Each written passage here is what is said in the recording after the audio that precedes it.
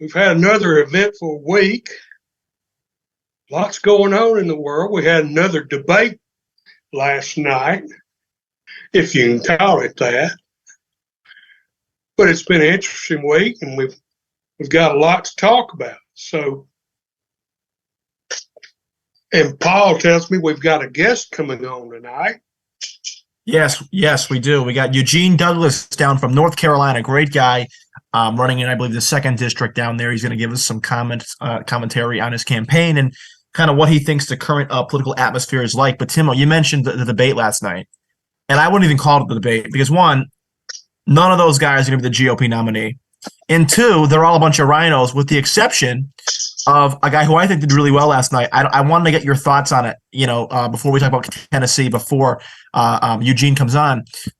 What did you think of Vivek's performance last night, real briefly? Oh, I thought Vivek was great.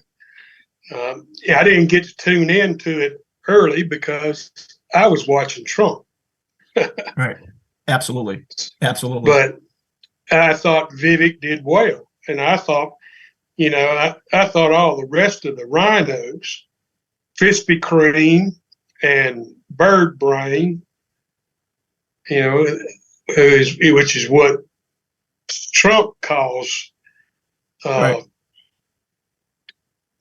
the little bird from South Carolina. Yeah, right. Yeah. And absolutely. DeSantis, I thought all of the establishment Republicans made asses of themselves. Yes, they did. And standing by in queue, we have our good friend from North Carolina, Dr. Gene Douglas. Gene, welcome to the Talking with Timo show. Well, thank you very much. I appreciate it. Welcome to the show. I was trying to do a little research on you today, and I couldn't find a whole lot. So I wanted to be able to talk intelligently with you, but I'm at a loss.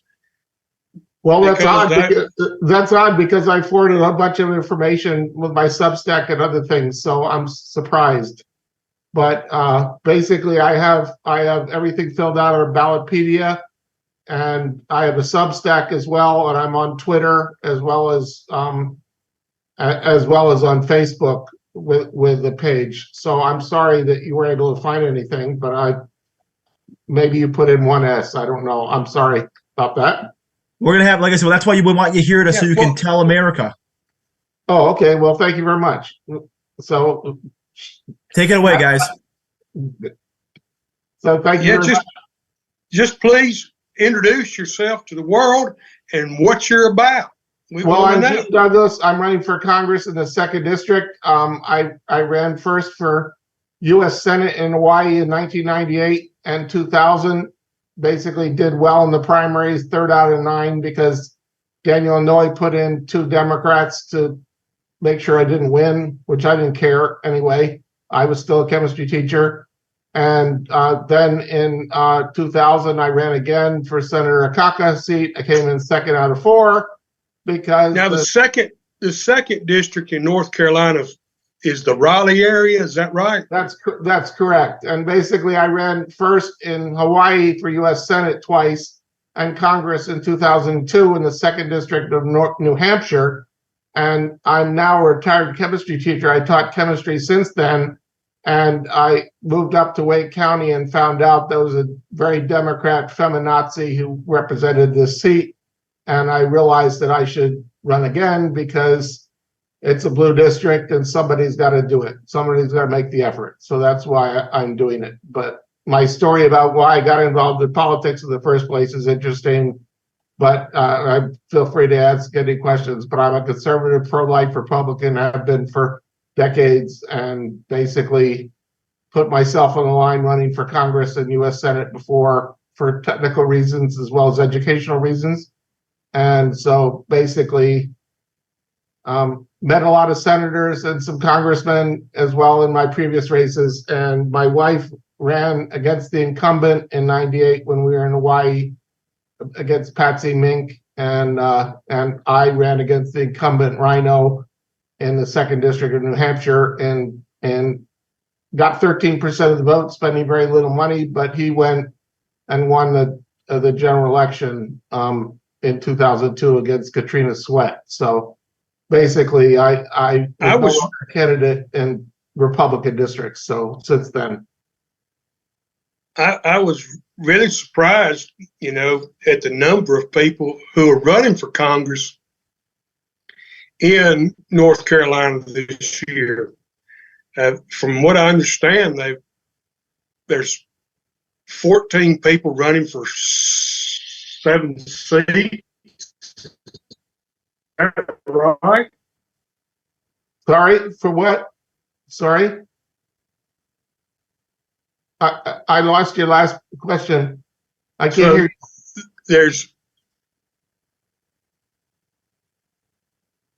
had a lot of redistricting done, and that's changed the way a lot of people are running. Right. Because basically the Democrats got the Democrat Supreme Court to appoint a group of Democrats to write the districts before, which made it essentially 7-7. And now the state house and state senate set it up again, so it's more properly representative, and it's going to be like leaning 11-4 instead of which it should have been, because gerrymandering, for good or bad, is what the Democrats did first, and Republicans do it too, and it's just the nature of the way the state legislatures do it in every state we have. So, except for a few. So that's why, and the districts that have Democrats in them that are now possible to win, a lot of candidates went in those districts. But my district is still number 2, and still Representative Ross it's plus 17, and so basically I'm running for Congress to replace her on a pro-life platform, and basically conservative Republican. I've already endorsed President Trump, and I think he should be reelected because the presidency was robbed from him, and I think that he needs another term to clean things up. So. Yeah, and I tell you, I mean, it's amazing to me. When I was doing my research today, to see how much money the Democrats are already putting into the race. It's unbelievable. Well, the Democrat National Committee's already committed. I mean, they've already committed something like almost $800,000 to the Democrat in your district. It's not money that she's raised. It's what the Democrats are giving to her. Well, so they really are targeting this state because of the redistricting, I think. Right, and that's part of why I'm in the race, because the more money they spend trying to protect Deborah Ross, the less money available in other districts that are more vulnerable. And I played that role when I was running in Hawaii, because a lot of money came from the mainland to Hawaii, so Daniel Inouye could protect his Senate seat, because he did not want me to win the primary, which was fun. I had fun anyway, and I made my points that I had to make the point that basically he helped destroy the Hawaii sugar industry. And so basically it's a situation where politics is a game, the way I see it, but it's about power for those that demand power or whatever else. And the Democrats, when they have it, don't want to lose it. And they're paranoid about losing it, and they don't feel secure in it. So they think spending a lot of money, throwing it afterwards. But I don't think money will work next year, just like President Trump spent a lot less money than Hillary Clinton to win in 2016. But then in 2020, he was all ready to win, but they stole it from him. So, but that's not new for the Democrats. They stole it from Richard Nixon in 1960. So, with the dead people in Chicago. So, in some respects, I was 3 years old there, but I don't remember that part. But the point is, basically the Democrats want power and think that they have the right to run other people's lives, and that's absurd. And because we have a representative republic where Yeah, you're right. people run For the Democrats, it's all about power. That's and right. they desperately want to destroy the opposition parties so they can be the sole political party in the country. So it's important that men like you stand up, men and women stand up and run for office, because pretty soon there will not be any opposition party to stand up and represent the American people. And we don't need these communists and Marxists running the country. I mean, we'll never be free again if that happens. Well, in some respects, Representative Ross is an extreme leftist, but she's also a eugenicist, racist. In some respects, she's the worst kind of Democrat racist, of which the KKK came from, and the old eugenics movement in the 1920s with Margaret Sanger, that basically wanted to abort kids of minorities because they were inferior races, and then later on sterilize the infirm so that they would essentially be removed from the earth, so to speak. And she supports abortion from conception all the way through after birth. She supports euthanasia for the elderly and for those that are mentally incapacitated or whatever else. And she also supports, which is crazy of all, the Biden administration changing Title IX to allow men to be involved in women's sports if they just claim they're female. So it's insanity. But the thing is, it's consistent with the old eugenics movement, because these drugs and mutilations that's happening in teenage kids who are mentally confused and mentally ill, basically they're not getting treated. They're essentially sterilizing them by force, by manipulation and force, or they're castrating them with drugs, essentially making it impossible for them to have children. So it's like, that's the eugenicist. I agree. If they get pregnant, they'll kill the baby. You know, if to prevent them getting pregnant, they'll sterilize them or cut off their body parts. So it's insane and it's depraved. But that's what Romans 1 talks about, that in the last days people will get more and more depraved, and that's the nature of the age we live in now. Well, I can tell you this, that I've spent some time in your district. There's a Novo Nordisk plant there just outside of Raleigh that I built back when I was a contractor. Okay, what do they make? Because I worked in industry as a chemist. So what is their what did they manufacture at that facility? They manufacture the EpiPen type things for. Oh, okay. I think it's. Okay. Sure, I understand. Okay, so it's pharmaceuticals and that kind of thing. So yeah, medical equipment, such. Okay. Right. Well, there's a lot of industry around the area, and North Carolina is a big state. But from my experience up there, having been in your area and gotten to know people, you're more in line with the thinking of the people in your district. Anything outside of what you're talking is very extreme. You know, because I don't see the people in your district going with the Democrat agenda. It's just too crazy. Well, the thing is, a lot of people are Democrats and very liberal in the Raleigh area, which encompasses the second district. It's the nature of the fact that the state capital's here, North Carolina State University is here, Chapel Hill is just a few miles away, and Duke is also.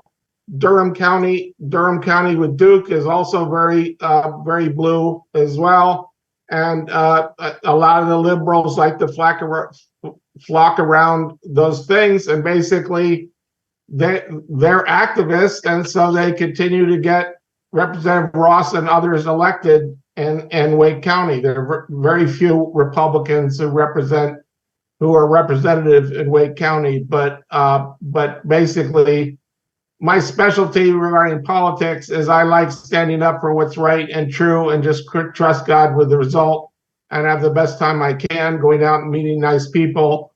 And if the Democrats vote for the other person, fine, they deserve them.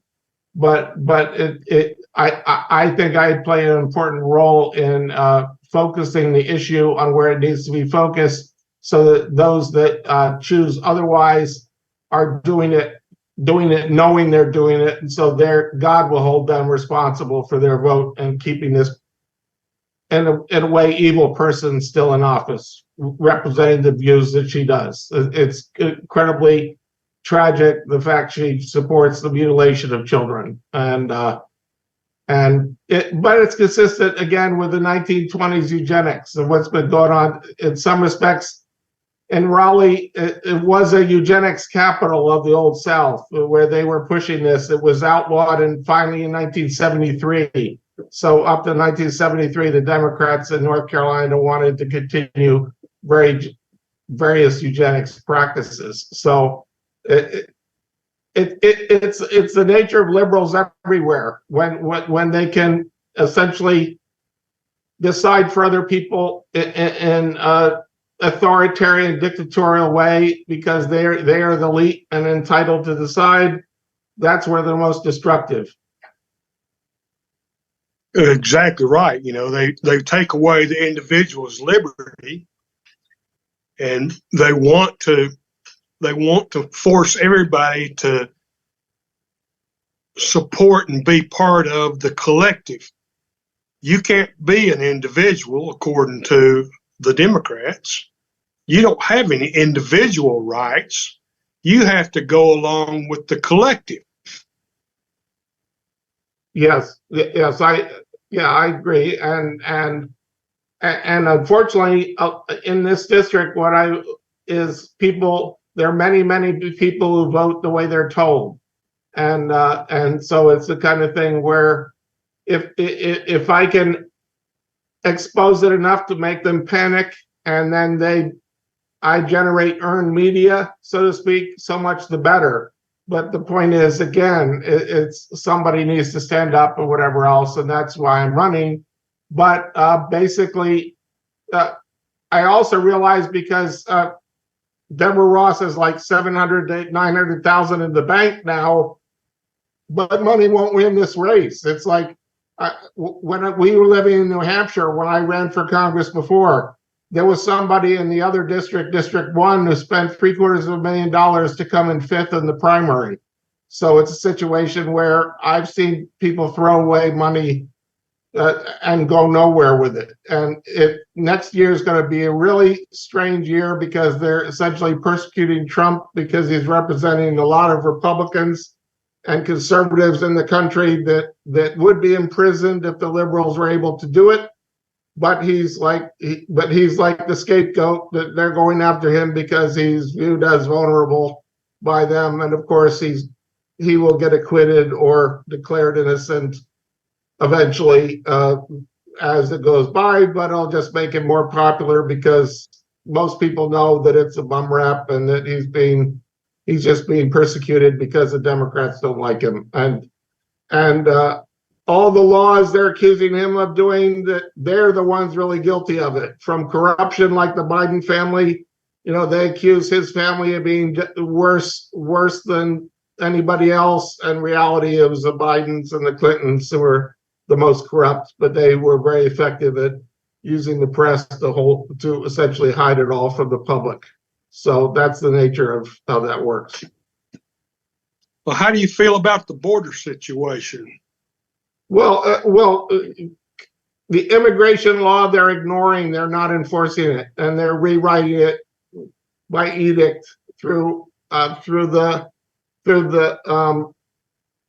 Department of Homeland Security. And so it's a situation where it's been a problem for many years. In North Carolina, there are people that have been working in North Carolina to harvest crops for decades, and they come up from Mexico. They have proper visas, They come up from Mexico, work the fields, and then they go back during the winter to live with their families after they earned a living up here. And a lot of the food processing plants in North Carolina have a huge illegal immigrant problem.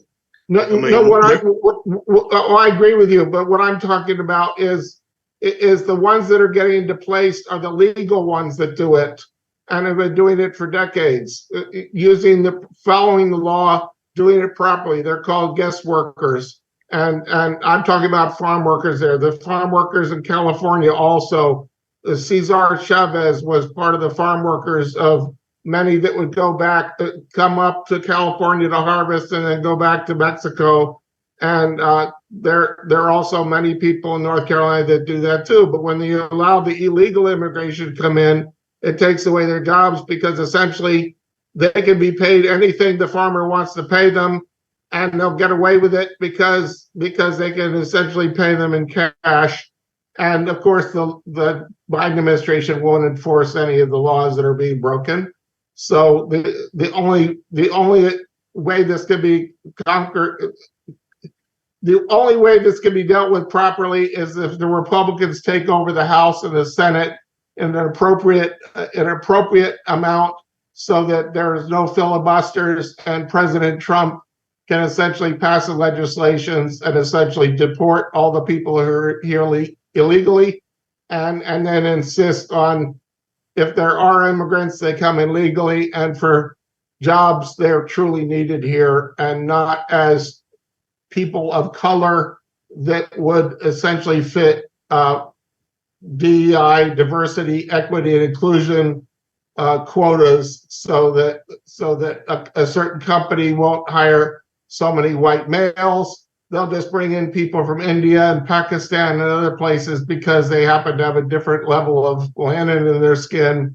And so they meet the quota to fit that thing. And the American citizens are the ones that are stuck without a job. So it's a tragedy, but there are a lot of people getting rich from it. And those are mostly Democrats and leftists, essentially, who are taking advantage of the fact that the law isn't, and particularly drug dealers and those who sponsor them.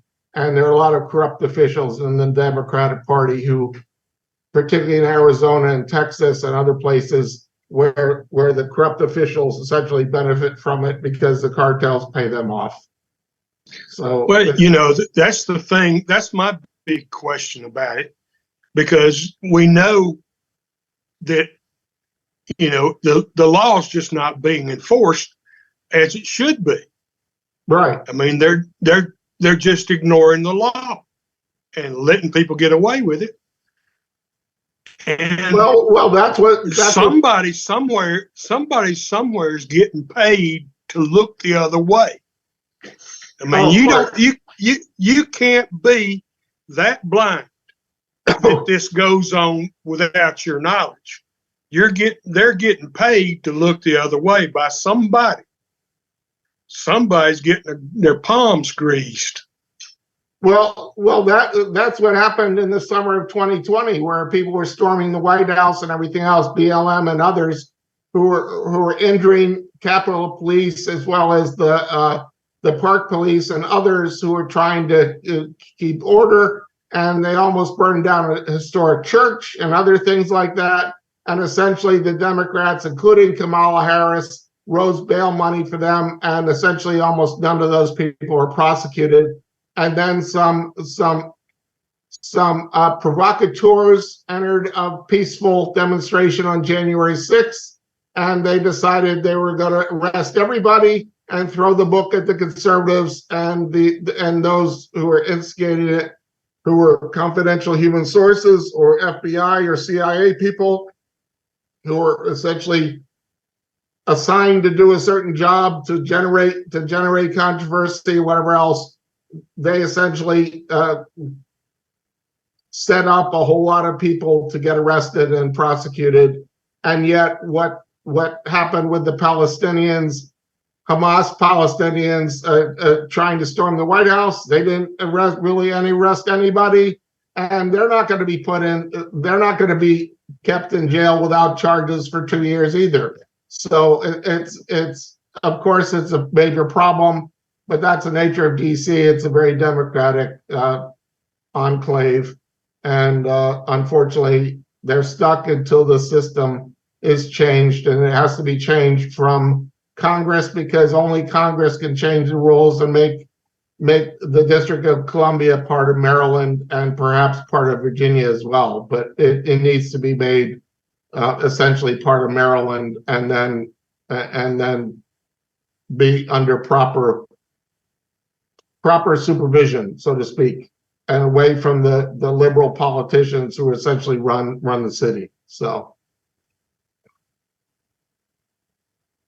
but basically, my interest in running for the U.S. House is the U.S. House has responsibility for that kind of thing, and with my educational background of over teaching chemistry for over 30 years, I feel that I can help get things back on track regarding science and math education in the U.S., because unfortunately the liberal Democrats are perverting that as well, essentially dumbing it down so that basically unqualified people end up getting doctors and dentists and others, because they decide to essentially make the grades meaningless, and essentially colleges produce people with useless degrees who essentially are not productive in society, and the science, math, physics, chemistry, other things like that,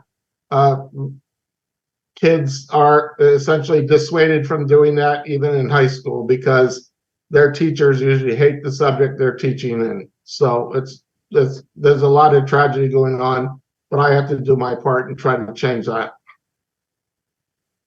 Yeah, I mean, we've got to go back to having standards, and making it a competitive marketplace in the workplace.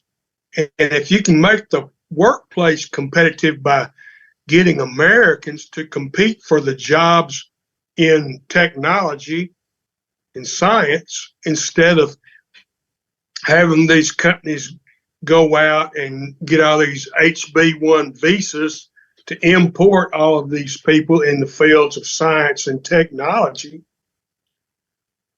If you'll make it competitive so that you have Americans who can then graduate from high school and go to college and get a degree that's a competitive degree in a competitive field, then you can get people who are qualified in these positions in technology and science, the medical arena, doctors.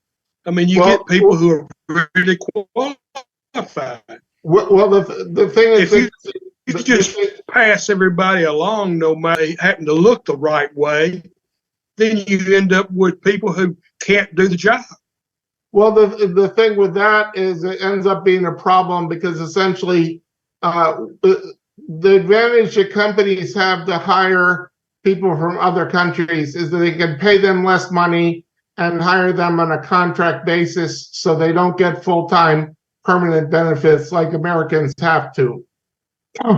Because someone with a B1 HB visa, essentially HB1 visa, can essentially, the company could decide to revoke the visa, and the person has to go back to the country they came from.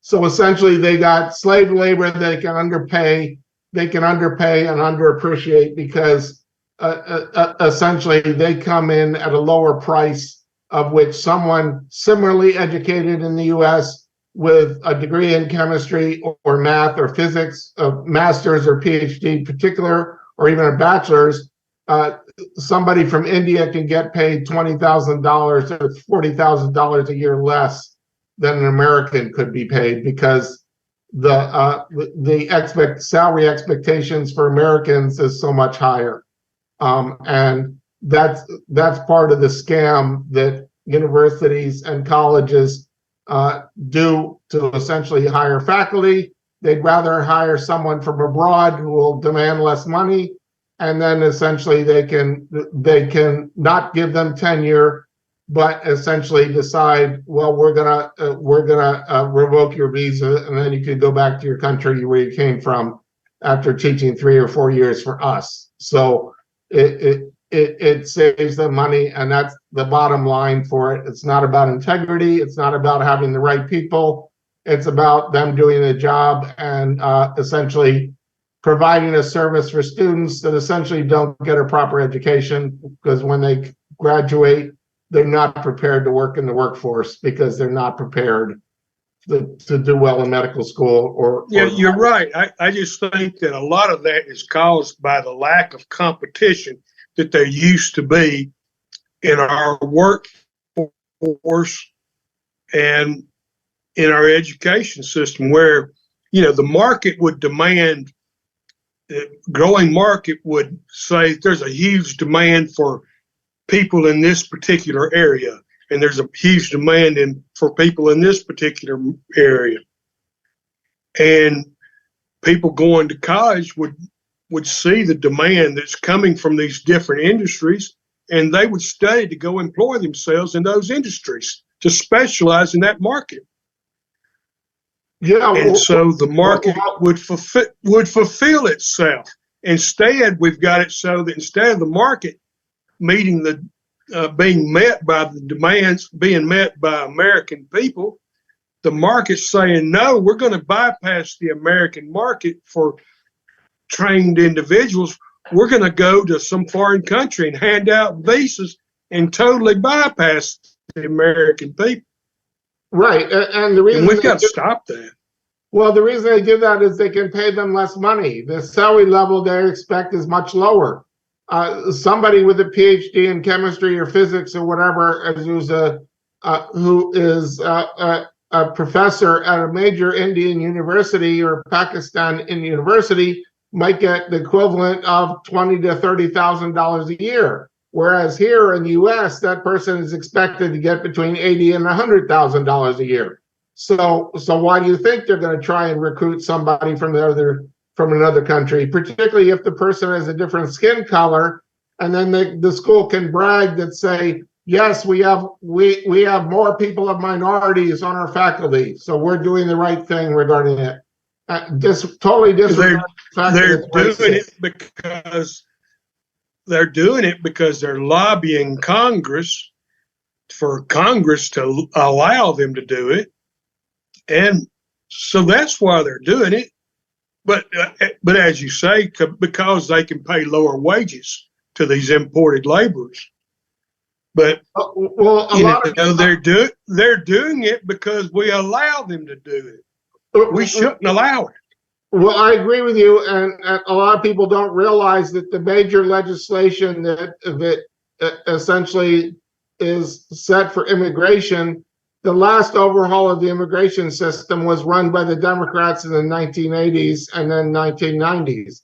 The Republicans had very little role in doing any of that. So essentially, the Democrats have seen it as being valuable to bring in people who can be underpaid and treated badly to essentially save money for universities or colleges or industry, so that they don't have to pay Americans a proper wage level. So yes, in some respects it's about money, but in other respects it's about controlling the faculty and controlling administrators. But one of the things that many of your audience may not be aware of is I found this out for myself. With a master's in chemistry, when I started teaching, I just had a master's.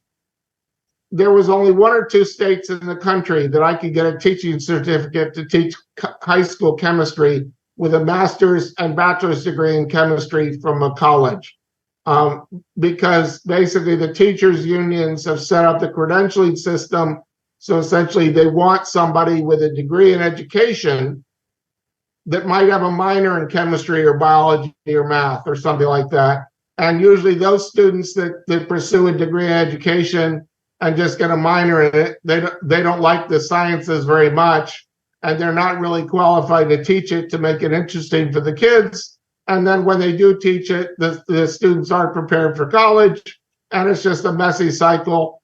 But basically, what I found is the pedagogy the stuff that is used for teacher education in most of the states of the union essentially is useless for the teaching of science, math, and engineering classes, because at the high school level, because it's all about lesson plans and other things like that. It's not about really learning the material. And this has been going on for many, many years, and the teachers unions have been the ones pushing it, because then they can get in communist and liberal ideas into the system as well, to take away merit from consideration, to get rid of grades, to essentially mean that people who are less qualified can graduate or move up to the next class level, pretending they know how to read and write when they really don't. And so they graduate someone from high school who can't read properly and can't write a paragraph. And so they're essentially useless for anything but a service industry position. So it essentially keeps the less motivated low, down, and unprepared, and then the elites can kind of promote their own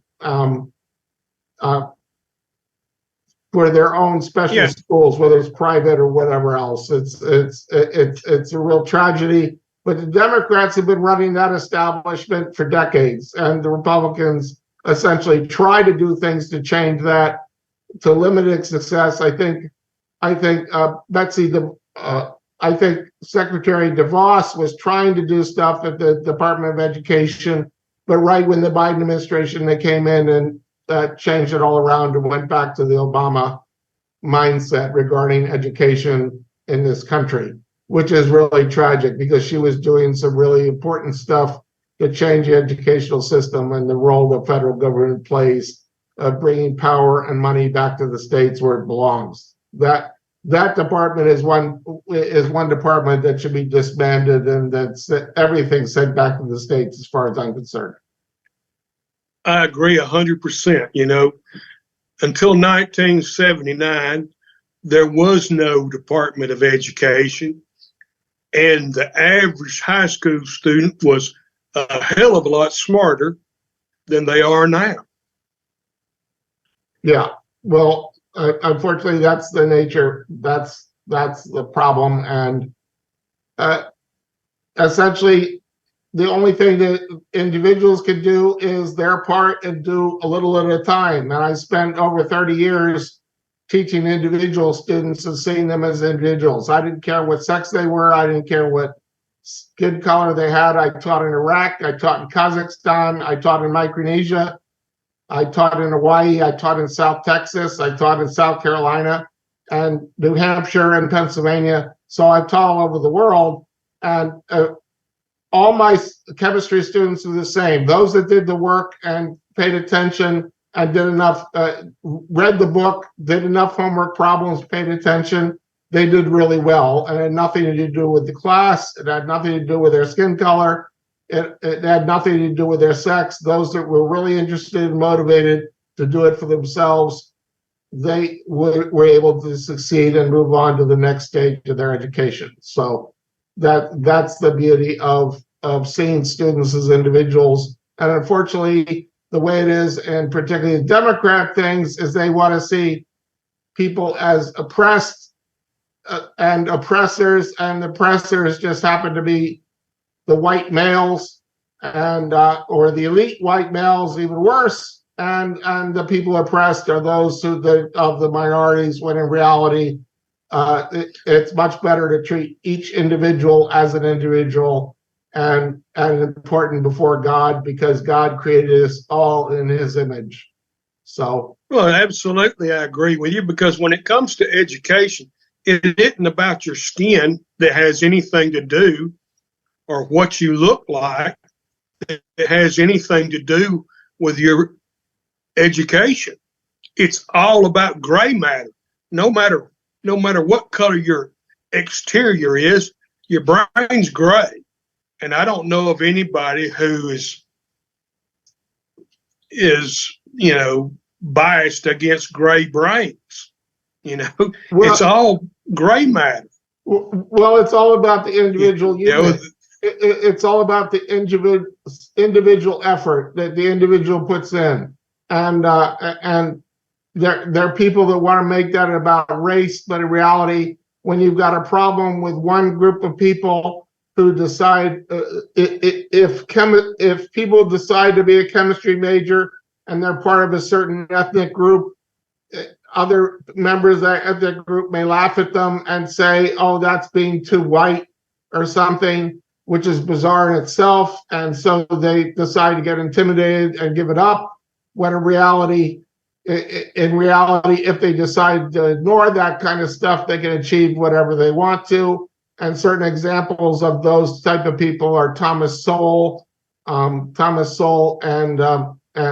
also the Clarence Thomas on the Supreme Court, and others, Frederick Douglass, and others who essentially, and even George Washington Carver in the 1800s, he was a chemist as well as developing all sorts of stuff from peanuts, and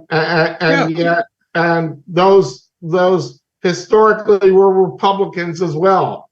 The Democrats was the party of the KKK and such like that, who were the real racists, essentially viewing the other tribes as being depraved or I mean, you know, success doesn't have a color. There's not a race for success.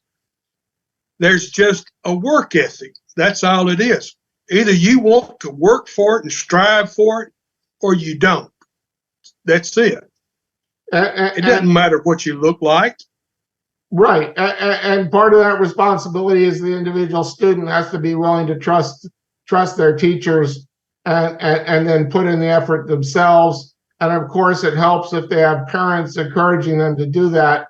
But it all comes down to, again, the students that did well in my classes are the ones that put in effort for themselves to learn something and didn't complain and whine and then blame me at the end of the semester because they only earned a C or a D. All that comes from good parenting. Good parents will motivate their children.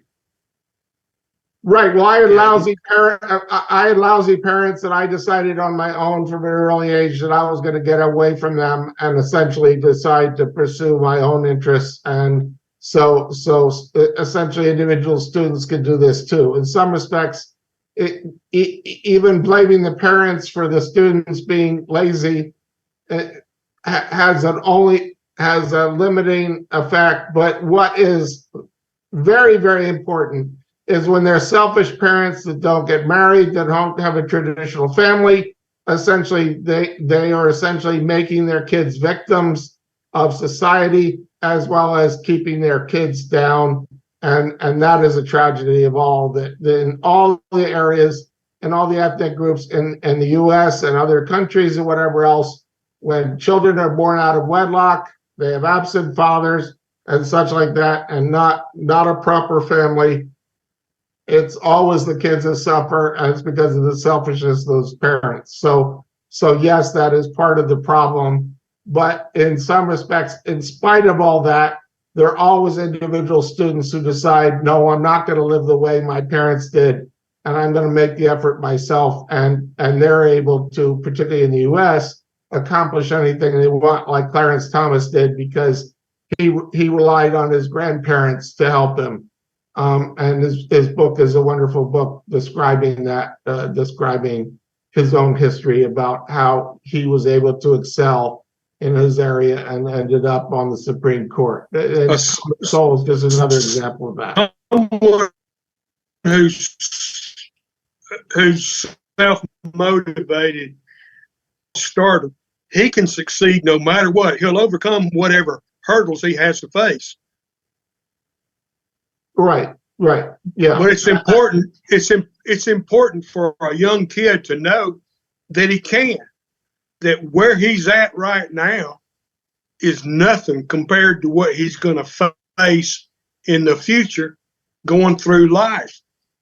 And if he learns how to prepare himself now while he's young, he can clear those hurdles he's going to face when he's 30 or 40.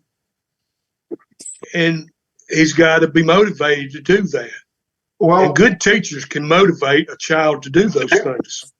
Right, right. I agree. And the thing is about my high school is I had almost all my teachers had advanced degrees in their subject area, so they were qualified to be teaching and really appreciated their subject. Unfortunately, the society has changed, and the teachers unions essentially screwed it up for everybody else because they'd rather just essentially indoctrinate kids to follow lines and demand they memorize everything, and then give them canned answers to get A's in their classes instead of being learning to critically think and do the educating of themselves, primarily essentially teaching them good learning habits. But I must admit too that when I became a Christian when I was 15 out of a very messy family situation, and that's what saved my life and got me to have a productive future. My relationship with God through Jesus Christ essentially set that off for me, that path. And I'm very, very thankful because I even got a great family in response, even though my family was an absolute mess because I was the eldest son of divorced parents who ended up marrying someone else and basically married each other. And it was a mess from day one. And I was the eldest son of that union. And when I became a Christian, right short after that family fell apart, played a major role in giving me hope and trust in God that He would provide a path for me and help me to get out and be productive in life too. So the importance of Jesus Christ in someone's life can change that too. And that starts with individuals, and that's not really a political matter. So but again, it comes down to individuals have to decide what kind of life they want to lead and whether they're going to depend on God to guide them or not. And again, it starts with individuals. If people are really concerned about changing the makeup of Congress or the U.S. Senate, they've got to get out and vote and help other candidates who are willing to be out and voting and essentially make sure the right people get elected and start paying attention, but not just be apathetic and assuming that others can do it.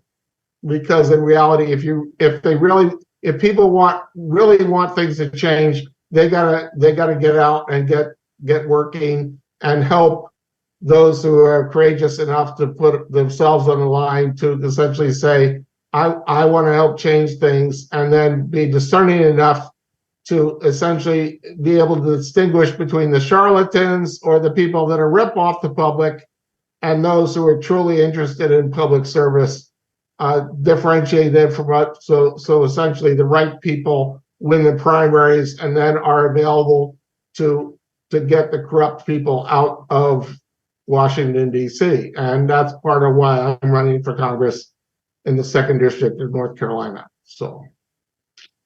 Well, I'm glad to have you on the show, and you're one of the reasons why I do this show, why I have it, because I can bring people in and I can give people a platform and they can get involved and they can be involved in the country.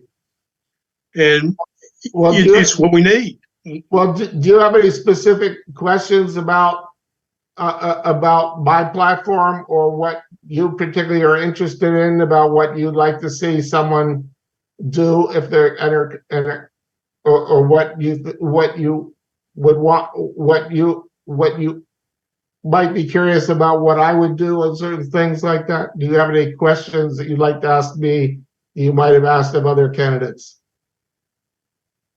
Well, in my view, I'm very anti-establishment, and I feel like we have a problem with, and Vivek Ramaswamy pointed it out last night in the debate, we have a very big problem in the Republican Party because it's a uniparty. It's not a conservative party anymore. It's a uniparty. It's a uniparty with these corrupt Democrats, Well, and well, they're profiting themselves from it, and they're not representing the American people. Well, I have a different perspective on it. In some respects, the Uniparty are the ones like Ronald McDaniel and others who are part of the old establishment. That includes George Romney, who ran for U.S. For president in the 1960s, who's Mitt Romney's father, and they're part of the same loser rhino family that they've been all along. And others in that same category, I would include John McCain and others like that. The Rockefellers, who was the vice president under Gerald Ford, and other essentially Republicans who essentially wanted to get along and work across the aisle and essentially make things worse because they saw themselves as part of the elite. But the thing that President Trump has done is expose the rhinos. And unfortunately, the rhinos who are still in control have a lot of control that's more visible. But those conservatives that I'm aware of, there are a lot more of them, and they're doing the grassroots work. So true. That's a great point, Gene. That's a really good point. Like I said, and you guys made some really good points. It was really a great conversation. I want to thank you for coming on talking with Timo tonight, Gene. We want to thank you. Any final remarks to the audience before you log off? Well, my website is gdouglass.us, kept it very simple. I have a Substack with a lot of information on it, stuff like that. I'm trying to raise enough money to get on the ballot in December and then make a decent effort to hopefully win the primaries and then go on for the general. But basically, I'm a retired chemistry teacher. You don't get rich doing this as a career when you tell all over the world, such like that, because it's short-term positions. But it's a situation where I'm trusting that God will provide the funds. But right now, I'm trying to raise the money to at least get on the ballot here in North Carolina. So absolutely, they want to go to gdouglass.us, and it's 2 S's on Douglas, gdouglass.us. There's ways to subscribe to my Substack and also to donate if people feel so inclined. So thank you very much, Gene, for the time. Thank you so much, Gene, for coming on. And Timo approves? Timo approved? Yeah, Timo approved. Oh, great. Awesome. Great. That's what I like to hear. Take care, Gene. Thank you very much for coming on, Gene. We'll have you back. All the best. Anytime. Thank you. Take care, Gene. Bye. Bye. A very good guest tonight, Timo. Gene was a great guy. I mean, that was a great conversation, Tim. You guys covered a lot of different topics. Very important to what we're looking to do with this network and with this show. We need candidates like Gene. I mean, so just real briefly, Tim, before we get into your final thoughts, briefly, what are your thoughts on what Gene was saying and Gene's message behind his campaign? Well, I think he's correct on all subjects, and I agree with what he wants to do, and that's why I keep doing this show. Is we get these people on, they need help, they need exposure, and they need to be seen by people. And there are candidates out there that many people may not know or be aware of, that are good people, that are there to try and represent the people. They're not going there to represent the party of scumbags. They're going there to represent the people of their district, and that's what's important. Yes, and I think that's the message we need to carry on to our viewers to kind of wrap up the show here. I mean, so Timo, briefly, why is it important that people like Gene, chemistry teachers, mailmen, right, whatever? Why is it important? Just to wrap things up, I'm going to pose this question so we can discuss it with a couple minutes we have left. Why is it important the everyday American runs for office? So that the everyday American can be represented in Congress. Absolutely. And we say this every week. And before we say don't trust the government, I just want to talk really for a minute about the Vols this weekend. They're playing Missouri. Real briefly, Timo, what do you think happens this weekend? It's going to be a throwdown. It's going to be a battle. I mean, there's only a 1-point spread on this game. Right. It'll be It's even. going to be a battle. Yes, it will. Yes, it will. What are your predictions? Of course, I predict a Vol victory. Woo! I believe that we've got the talent and we've got the team that can win the game, but we've got to show up. We've got to play our best ball that we haven't played all year. Absolutely. We've got 2 weeks in a row here where we have to really play our best football of the year. This weekend against Missouri and next weekend against Georgia. That's a big game. I think they take them both. I think Tennessee upsets Georgia next week. This is going to be a tough game this week. It's going to be really tough. But I think they take Georgia. Well, Missouri played a good game against Georgia and kept it tight until the very end last week. Right. Yes, they did.